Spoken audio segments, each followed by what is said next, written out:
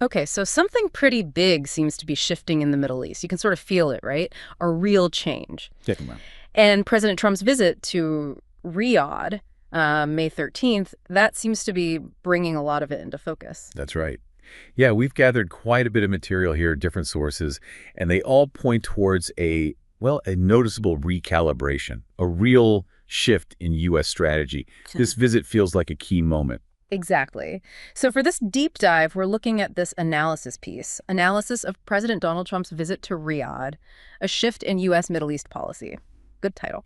And we're pairing that with reporting, right from the ground from Reuters on the 13th, NPR's take the next day. Got the immediate reactions there. Yeah, plus historical stuff from the Washington Post, some perspective from the Times of Israel, background info from Wikipedia, CNN's initial coverage. And context on Syria, too, from the BBC back in January, and AP News from February as well. Quite a range. So the idea here, our mission, is to get past the surface level stuff. Right. To really understand what's fundamentally changing. Why is this happening now? And, what could the consequences be down the line? Give you some clarity. Okay, let's unpack it then.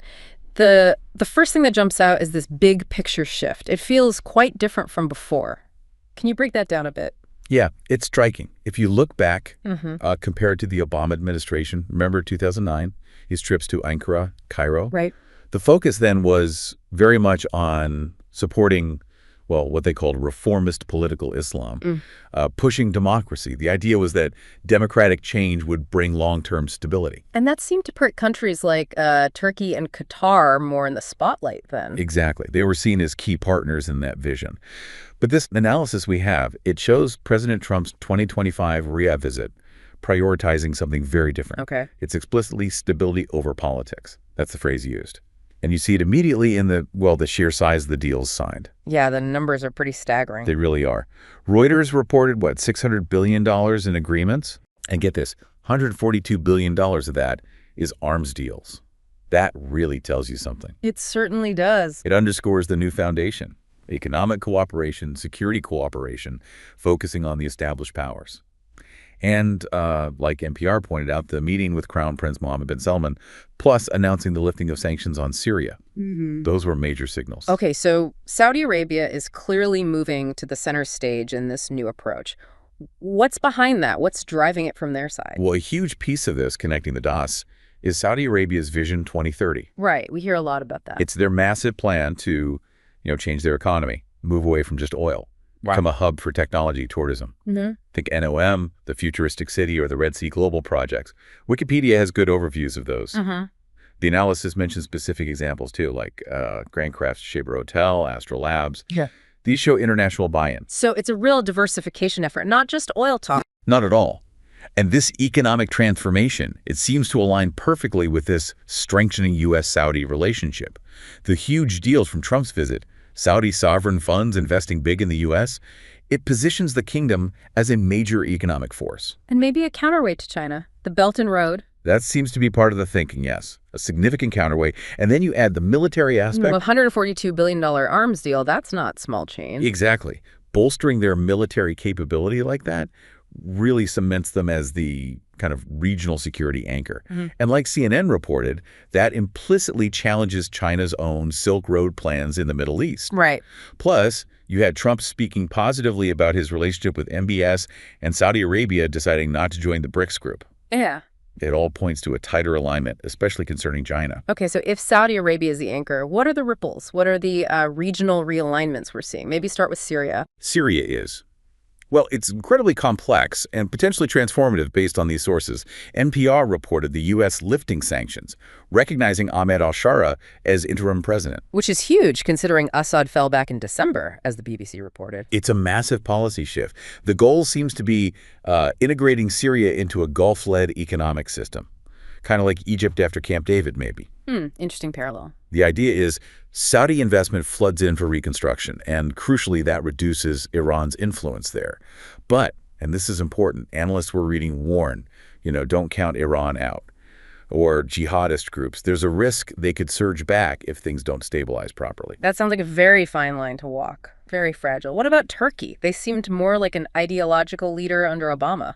Yeah, the analysis suggests Turkey's role is changing. Less ideological leadership, less promoting that specific brand of political Islam.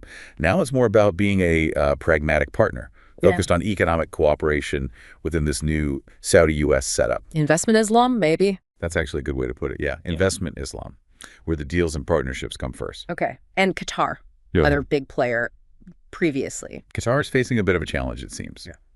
They need to redefine their role. I mean, they still landed massive deals with the U.S., like $1.2 trillion worth. Still huge numbers. Absolutely. But their overall regional sway seems relatively less now, with Saudi Arabia taking such a dominant position. Their mediation role in Gaza is still vital. Of course, Steve Witkoff, Trump's envoy, praised that. Right. But the general feel from the sources is Qatar might be more of a, let's say, secondary partner in this new Saudi-led order. And the Palestinian issue, always incredibly difficult. What's the direction here? Well, the approach described in our analysis leans towards a temporary settlement managed by a technocratic government. Technocratic. Yeah, experts, administrators, Yeah. backed heavily by Saudi Arabia and Egypt. And this is key. The sources suggest this is without an independent Palestinian state. That aligns with what AP News reported about Trump's earlier stance against, relocating Palestinians. The success seems to rely heavily on Saudi Arabia providing a viable economic model. But will that be accepted long term? That seems like a huge question mark. It's highly uncertain, Okay. definitely. The history, the deep-seated issues, it's a major gamble. So underlying all these shifts, there's a very clear economic strategy. Can you tell us more about that, the geoeconomics? Yeah, this is fascinating. The big one is the India, Middle East, Europe Economic Corridor, or IM. IMEC. Heard about that. It's incredibly ambitious, basically a massive trade and energy route, connecting India through the Gulf, through Israel, all the way to Europe. Wow. Competing with China's Belt and Road and the Suez Canal even. That's exactly the strategic goal, to offer a major alternative. It positions the Middle East, specifically with Saudi Arabia in the middle, as this absolutely critical global hub. Trade, energy transit, the works. And energy pipelines are part of this too. Absolutely. The East Mediterranean gas pipeline network. That's another key piece. It's designed to boost the region as an energy corridor, get Gulf energy resources linked up to European markets. And strategically, that helps reduce Europe's dependence on Russian gas. That's a big goal for the U.S. and Europe. And all of this, the economics, the energy, it seems tied into pushing for more normalization with Israel. Precisely. It all connects. The gradual normalization between Saudi Arabia and Israel, expanding the Abraham Accords, essentially is being actively worked on. Qatar's mediation on the Palestinian front helps, so use security links with Egypt and Jordan. Right. This normalization is seen as vital to protect these huge economic projects. And it fits the long-term U.S. goal of ensuring Israel's security while integrating it more into the region. Trump touched on this in Riyadh. So if you had to boil it down, what are the three core pillars of this new strategy? The analysis really frames it as a kind of strategic triad. Okay. First, you've got the Arab monarchies, led by Saudi Arabia, driving the economic development, aiming for stability. Right, pillar one. Second, U.S. interests, secured through these stronger economic and security partnerships. And importantly, countering China's influence. Pillar two. And third, Israel's security. The aim is to enhance that through normalization and these broader regional security setups. Monarchies, U.S. interests, Israel security. Got it. It sounds ambitious, very interconnected, but surely there are risks, questions. Oh, absolutely. Huge questions. I mean, the whole strategy banks heavily on economic development, creating stability. Yeah. But what if it doesn't? Yeah. Analysts in our sources, they warn about Iran, about jihadist groups potentially surging back if the economic promises fall flat, or if the benefits aren't shared widely. And public opinion. That's the other major risk. Public discontent, protests, especially in places like Syria or among Palestinians, if people don't see real improvements in their lives. It's a really delicate balancing act. You're trying to balance development, Israel's security, and what people in the region actually want and need. Miscalculate that, and you could face a serious backlash, more instability. So wrapping this up, Trump's Riyadh visit in May 2025 really does look like a watershed moment, a definite shift in U.S. policy for the Middle East. Seems that way.